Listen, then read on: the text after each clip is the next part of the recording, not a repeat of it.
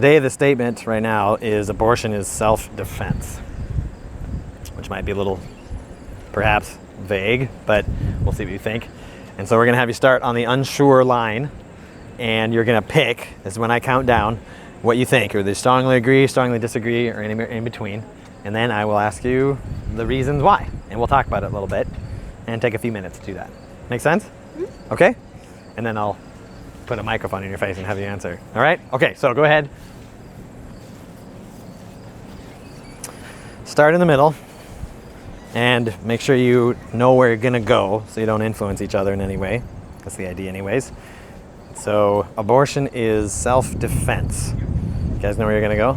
Okay, ready? 3, 2, 1, move. Okay, good. Opposite directions. There's a sense that's always helpful. If you're on the same line, it's not quite as interesting in a conversation sometimes. Okay, so abortion is self-defense. Desiree, you agree.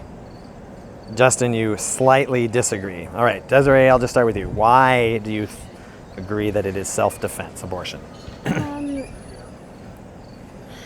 hard to explain.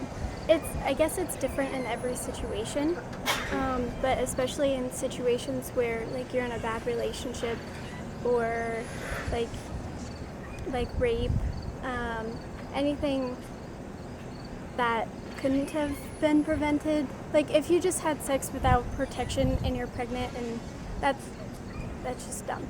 But it's self-defense because if you were in a bad relationship, then I don't know, if you got pregnant and then got an abortion, you wouldn't be connected to that person still. But if you couldn't get an abortion, then you might be stuck in that relationship and be stuck in a really hard place. Okay. So are you kind of saying basically it mostly depends on the circumstances, or exclusively depends on the circumstances under which one were to get pregnant? Yeah, it just depends on the circumstances. Like if you're just being stupid and got pregnant, then it's not really self-defense, I guess. Okay. It's just like, I don't know.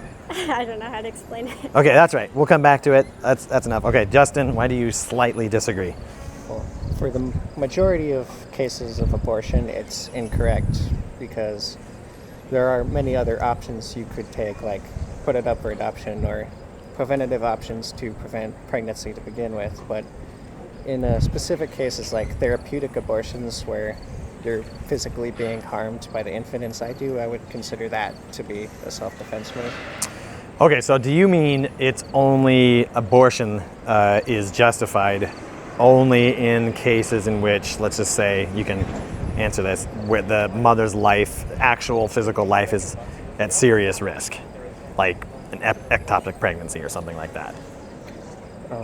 No, I'm not saying that. There are other justifications. Okay. It's just that therapeutic abortion is the most socially acceptable form of it. The one I'd say is almost always correct. Okay, so but you're saying, so slightly disagree that it's self-defense means the vast majority of abortions aren't actually self-defense. Only ones, even though they're socially acceptable maybe, or at least perhaps used to be. I'm just trying to understand. So you're saying you disagree with it slightly because most of the time it's not self-defense. That is correct. Okay. And those non-self-defense examples are, I mean, you said no, but what are they then? What makes them self-defense? The minority of cases, it seems like you're saying. In the minority of cases, the mother is being severely harmed by the infant being inside of them. Yeah. Could potentially either permanently injure or kill them. So in that case, it would be self-defense by removing it, because you're protecting yourself from future harm caused by the infant, which is another person. Okay. So if I get this right, so you guys, it seems like, and you correct me if I'm wrong, Justin, that you would say almost always, if I can make it a slightly moral translation, you would say abortions are wrong, except in the case in which a mother's life is at risk, where Desiree, you would say they're not wrong most of the time. Yes? Would you have any responses to one another's statements? Not necessarily him per se, but those statements themselves. I agree, slightly. I agree in the fact that it would be self-defense if the fetus inside was hurting the mother in any way. I disagree in the fact that, like, I think abortions are acceptable because... Are? Yes. Okay. Yes, they are. Because... I don't really know how to explain it. Just because it's a fetus, and if, most of the time, if that fetus were to enter the world, it wouldn't be able to survive on its own. Okay, so the viability is for you the distinguishing mark of making abortion okay. The unborn cannot survive. Would you say then after some point of viability, as they say, that you would say it's now wrong since it can survive?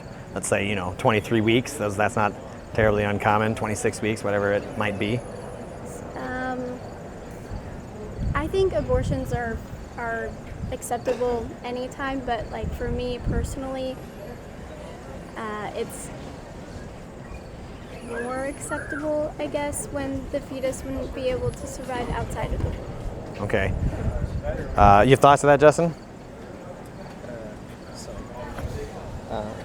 Speaking about what your statements you said, I would agree that in certain cases, such as if a woman was abused or raped, that it could be understandable that they would decide to terminate that pregnancy, but I wouldn't necessarily agree that it's the morally right thing to do, because it didn't do that to the mother.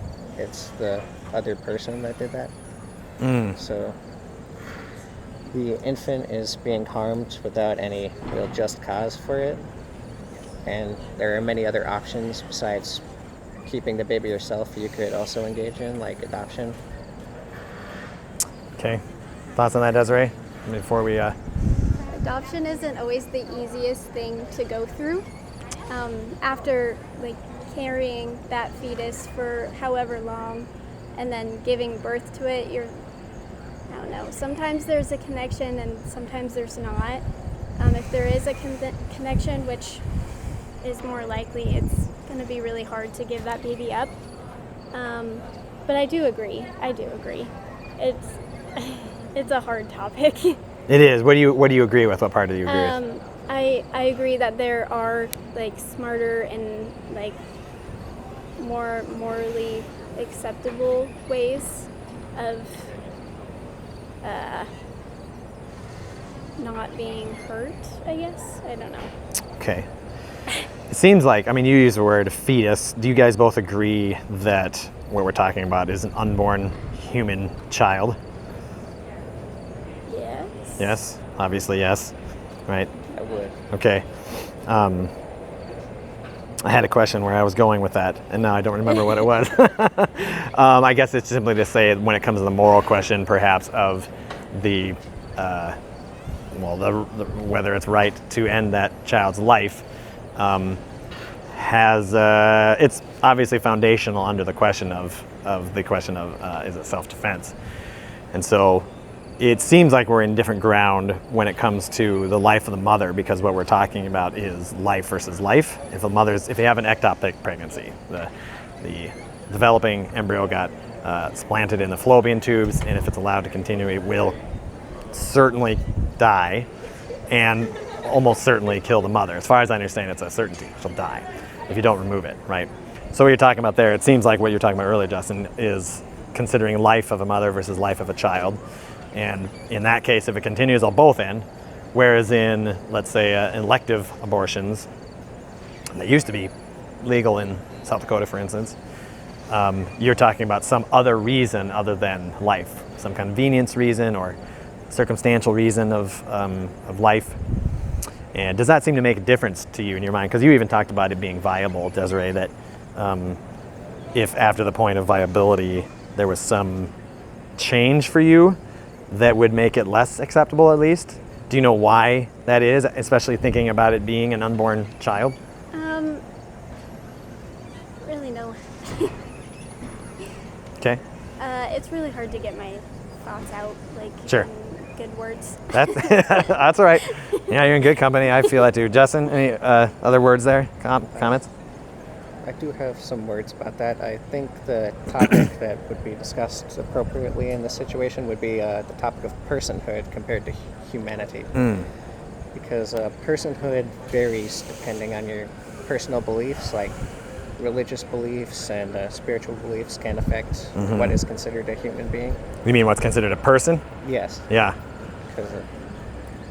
So yeah, if that's the major factor. If at some point it stops being just a human and becomes a person, then that would no longer be morally acceptable. Yes, that's a whole nother direction, of course, is talking about if in fact there is a change that takes place, that they're now a person where they weren't a person. That is obviously very relevant, at least as far as people's thinking about it is concerned. Whether or not that actually is a distinguishing criterion is, of course, part of the conversation. We had those the other day, in fact, about personhood. But well, last question, and then I'll let you go, unless you want to continue chatting, which would be fine. But what would there be? Can you think of anything for you that would persuade you to move one way or the other, or would you have any last thoughts to say to someone standing on the other end for you are to persuade them? So would there be any kind of things that would persuade you, that would push you? Anything that was said just now or just anything at all? And would you be saying anything else as far as like why you are where you are towards someone else? I'll start with you, Desiree, if you have anything. I just think that me personally, I would not go through an abortion because of my moral beliefs. But if anybody else were needing like advice or anything, I'd tell them to do what feels right. Do you, as far as your moral beliefs, do you think those are true? Like you wouldn't do it because of your moral beliefs, so you think having an abortion is wrong? No, Oh. I don't think having an abortion is wrong. Okay. I just personally wouldn't do it. Okay. It's hard on the body, on the mind. I don't think I could go through it. But if somebody else thinks that going through an abortion would be better than giving birth to a child, I think that they should do that. Okay. Anything that would persuade you that you think of? I don't think so. Okay. Justin? Anything? I personally have religious beliefs. I'm a habitual Buddhism. Okay. And one of the main principles in my religion is the inherent value that all life on Earth has, and the balance between whether or not what you can do to someone is acceptable, or any living being for that matter. Okay. So it's about the humane treatment of all life, and which is why you're slightly disagreeing. Well, if I can then, why are you not, let's just say, either disagree or strongly disagree if you believe the unborn is part of that all life that ought not to be harmed, if I can summarize that, okay? Because there are exceptions, like with the therapeutic abortions, as I said before. The value of life can also be affected by how much that life is harming or affecting other life around it. If I were to say, let's just say for the sake of argument, you take out those, what you call therapeutic abortions, let's take those out, which are count for almost very, very little of actual abortions in America. They used to. So let's just take out rape, or not rape, excuse me, harm to the mother, actual harm, like death, ectopic pregnancies. If you take those out of consideration and consider all other abortions, would you be in a different spot? Further back, that is. I would probably still be staying here. Oh, yeah? Because I personally don't believe in enforcing my own opinions on other people. So. Okay, well that's interesting because you both So if I may, you both seem to have a commonality there, because Desiree, you say you would personally not have an abortion, and you say you don't think it's wrong. That seemed to be the implication at first to me. But regardless, you both seem to believe your moral beliefs are only applying to you or to those that maybe agree with you, which I would call some kind of subjective view of morality. Do you guys believe there is an objective morality that goes over people? Thou shalt not murder, period. Or is it just what you happen to believe? Does that make sense? Because it seems like you're both sharing something of a subjective view of your morality. You say you wouldn't force, or if I could maybe slightly alter that, you wouldn't want to persuade, would you agree with that, someone of your beliefs that disagreed with you? Does that sound accurate? And maybe, we could make this the last question too, but maybe the question that might come out of that is why? Why would you say you wouldn't want to persuade someone of what you think is true? Anyone? It's kind of like religion. Like, if I wouldn't want to force my religion on anybody else, because technically religion isn't, like, nobody knows if there's a God. It's just like an assumption and something to give us hope and like purpose. Okay. So it's not a fact. So I wouldn't want to tell somebody that they can't get an abortion because they're their own person. They should be able to choose how they live their life, like if they believe in God or if they don't. Yeah. Okay, that's all right. Justin, thoughts on that? Then we can wrap up if you guys need to get going. Yes, I personally do believe that a lot of my opinions are objective truths in a moral statement, but one of my beliefs is that people must come to their beliefs on their own.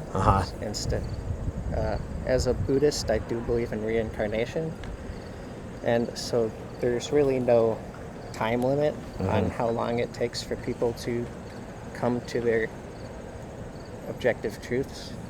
So I don't believe that it's my right to enforce my beliefs on people.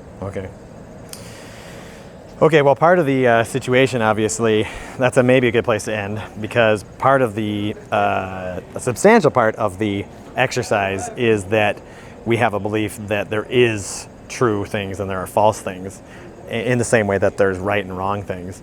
And so that's part of the reason it seemed to stick out to me, both of your comments. At least at first it seemed that way. You seemed to say it a little differently there, which is fine.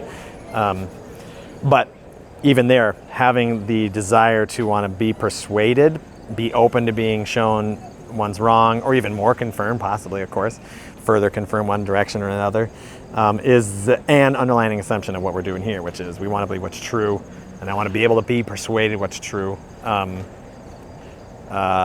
yeah, anyways, I just want to put that out there for the sake of ending there on the moral discussion. So yeah, any final thoughts from you guys? We can wrap up. Or questions? Okay, all right, thanks guys. Thanks, Desiree. Appreciate it very much. Yep.